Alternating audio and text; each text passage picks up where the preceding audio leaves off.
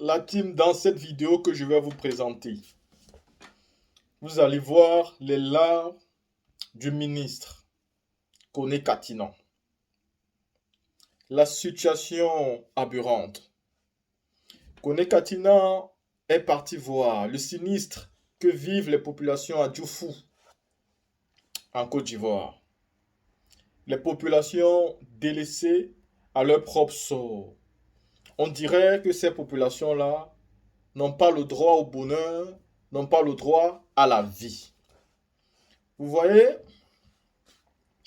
voici une chose qui m'a attiré sur le président Laurent Gbagbo et sa façon de faire la politique.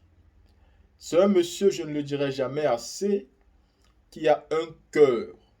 Et quand vous dirigez, vous devez être tout simplement un être humain.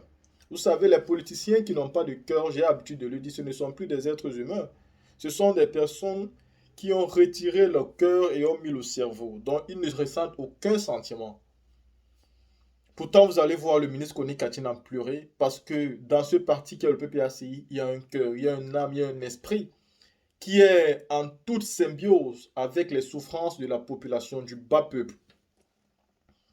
Comment on peut laisser de telles populations subir, vivre ce calvaire, cette misère, des enfants de bas âge, souffrir dans des marécages? Comment le gouvernement d'Alassane Ouattara, lui qui avait promis qu'il allait rendre la Côte d'Ivoire comme les États-Unis d'Amérique et offrir un logement à tous les Ivoiriens, peut expliquer cette situation que nous voyons aujourd'hui? Au point où le ministre Koné Katinan, au vu de la souffrance inexplicable, fond en larmes. La team, c'est triste, ce que je viens de voir. Je vais vous présenter cette vidéo. Écoutez. Nous avons espoir qu'une solution peut venir. Moi, je m'aurais fille de Brigitte Olivier. C'est mon père qui m'a chargé de motiver ces personnes-là qui sont en détresse, dont j'en fais partie. Comme vous pouvez le voir, voici le matelas. Cette bonne église, ce homme grand, ce pasteur-là, a accueilli plusieurs familles. Il y a des personnes même qui ont quitté leur domicile. Je suis partie chez eux, j'ai pas pu le temps. Plus là. Nous sommes en vacances, mais nos pays, on ne peut pas se parler parce qu'il y a des innovations partout. Vous pouvez remarquer la valeur de vous. On cuisine des lions. Je ne vais pas dire des mots sont un peu grossiers, mais on fait presque tout dans cette vie. Et vous voir aujourd'hui, ces femmes-là, ces moments, j'arrivais pas à croire que vous avez venu, franchement. Je me suis dit, est-ce que, mais vous voir marcher dans cette eau, dans laquelle vous êtes chaque jour. Vous ne pouvez pas comprendre. Des femmes qui vendaient pour vous leur maison qui ont arrêté. Des hommes qui ne savent même pas comment faire. Il y a un pont là qui a été, je ne sais pas si je vais nommer ce pont-là, le 4e pont, le 5e pont. On n'arrive même plus à passer parce que l'eau arrive là. Il y a un pont juste derrière, l'eau arrive là. Donc les parents même ont été obligés de ne pas aller au travail sur 3 jours. Nous vivons avec des diagnostics. On prépare payant et quand on finit, on range nos affaires. On attend juste que cette cérémonie finisse pour pouvoir nettoyer. Et puis personne ne m'a tellement. C'est vraiment, je ne sais pas comment exprimer cela, mais au travers de ces femmes ce soir, au travers de ces papas, et par ma voix, j'aimerais vous dire vraiment merci. D'abord, merci d'avoir effectué le déplacement. Merci d'être venu compartir avec nous. Merci d'être venu voir nos difficultés. Et que vraiment Dieu vous bénisse. Soyez la bienvenue. Si vous voulez nous aider ici, C'est par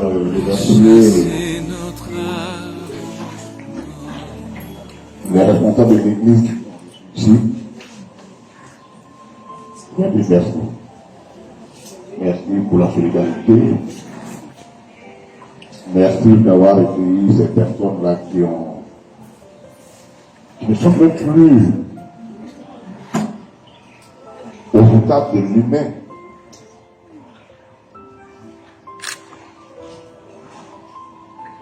C'est pourquoi tout à l'heure, j'ai demandé de ne pas, je ne suis pas venu ici pour faire la politique. Je ne suis pas venu ici pour faire la politique. Je suis venu ici parce que j'avais voulu contacter de moi-même et que les gens vivent. Je suis sous l'émotion, parce que vous devez comprendre Je me dis que ces enfants-là, ils ont le même droit que les enfants. Cette petite fille qui est assise là-bas, elle a le même droit que nous avons.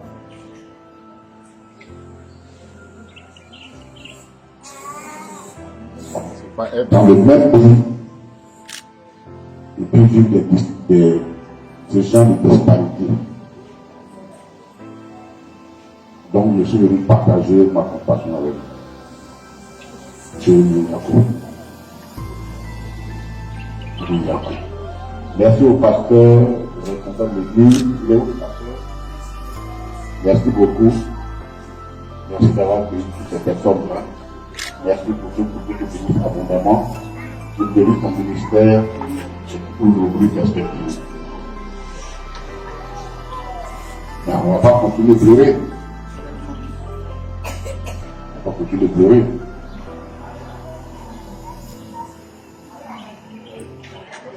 Je pense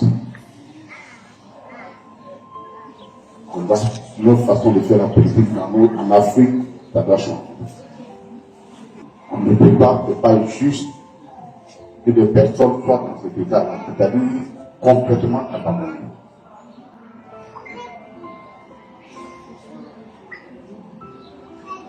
Et je ne vois pas des gens. Malheureusement, vous n'êtes même pas les seuls. Je suis passé chez les étudiants, ils sont eux aussi nombreux.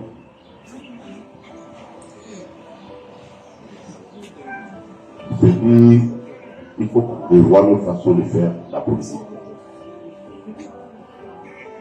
Parce que vous avez les mêmes droits que moi.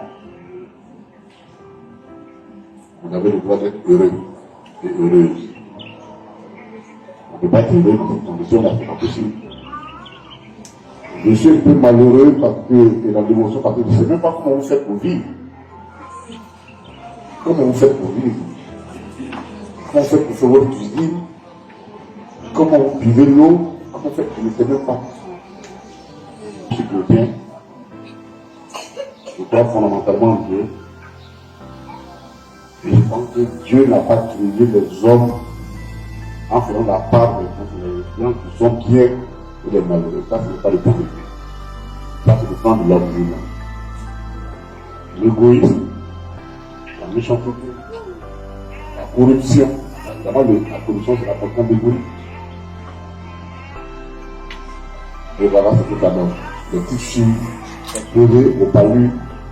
Il faut changer notre façon de faire la politique. Il faut qu'on décide de confier la gestion de nos États, de nos pays, de nos communes à des personnes qui ont le cœur. Et qui savent pleurer avec les gens et qui sont sensibles avec eux-mêmes. Après avoir écouté, je pense, parce que je sais que vous aussi vous avez un cœur, que cette vidéo vous peine autant que nous et autant que le ministre connaît Katina. Mais c'est la réalité. C'est de ce dont les populations subissent, certaines populations. J'ai l'habitude de le dire, la vie ne se limite pas sur Abidjan. C'est pas là où ça se limite, encore que la vie n'est pas moins chère à Abidjan, elle est chère. Abidjan est considérée comme l'une des capitales les plus chères en Afrique. C'est pas facile de vivre. Oui, on sait que Dakar est encore plus cher. Ça veut dire Dakar au Sénégal, c'est encore plus cher. Mais Abidjan est considérée comme l'une des capitales les plus chères en Afrique francophone, précisons. Et dans toute l'Afrique même d'ailleurs. Mais Abidjan n'est pas la seule ville qui existe en Côte d'Ivoire. Alassane Ouattara doit penser aux autres régions, aux autres communes, aux autres localités, s'intéresser à eux, s'intéresser aux populations qui sont là-bas, qui souffrent, qui vivent comme si le gouvernement n'existait pas, délaissées à elles-mêmes, des jeunes filles qui ont le droit comme les jeunes filles d'Abidjan. Pensez à elles aussi, trouvez-les des solutions, donnez-les des maisons comme vous avez promis en arrivant au pouvoir, un logement pour chaque Ivoirien, donnez-les ça, que tous les Ivoiriens mangent et qu'il n'y a plus un problème alimentaire en Côte d'Ivoire. Vous l'avez promis, monsieur Ouattara, donnez-les ça. Mais Ouattara ne pourra pas vous donner ça parce qu'il s'en fout. Voilà pourquoi vous devez tous aller vers le PPACI, aller vers les partis d'opposition, préparer les échéances politiques, vous battre pour élire un président qui a le cœur et qui vous aime en 2025. Vous savez que le président Laurent Gbagbo, tout le monde le dit, toutes les statistiques le disent, quand il était là, les Ivoiriens n'avaient pas de problème d'argent. On pouvait en ramasser même dans le sol, n'importe où. Parce que sa priorité était d'abord de faire ce que son peuple mange, que le cacao puisse payer, que les villageois aient le courage de travailler dans la narcade, dans le cacao café. Aujourd'hui, à combien on achète ça? Est-ce que les Ivoiriens ont encore cette envie? Est-ce que les villageois veulent encore travailler dans ça? On casse tous les espoirs, on brise toute l'espérance de tout un peuple. Intéressez-vous à la chose politique. Parce que si vous ne faites pas la politique vous fera. On le dit tout le temps aux gens qui s'en foutent complètement. Intéressez-vous à la politique. Parce que la politique nous fait tous les jours. Vous savez, vous payez tous les jours les impôts sans même vous rendre compte. Tout ce que vous payez, la TVA est taxée dessus et on vous prélève forcément quelque chose sans même que vous ne vous rendez compte. Sans même que vous ne vous rendez compte. Tout ce qui est fait dans le pays, c'est votre argent qui le fait. C'est l'argent du contribuable. D'une manière que tu connais ou que tu ne connais pas, il faut savoir que tu contribues à tout ce qui se passe dans le pays. Tu dois interréagir, tu dois réagir, tu dois agir. Tu ne dois pas laisser les choses se faire comme ça. Quand vous voyez ce genre de situation, vous devez avoir des larmes aux yeux. Mais comment gérer ce genre de problème si vous ne vous intéressez pas à la chose politique? Intéressez-vous donc à la chose politique. Le président Laurent Gbagbo est là. Et vous avez l'espoir avec lui. Juste l'espoir. Et laissez-moi vous dire que l'espoir fait vivre.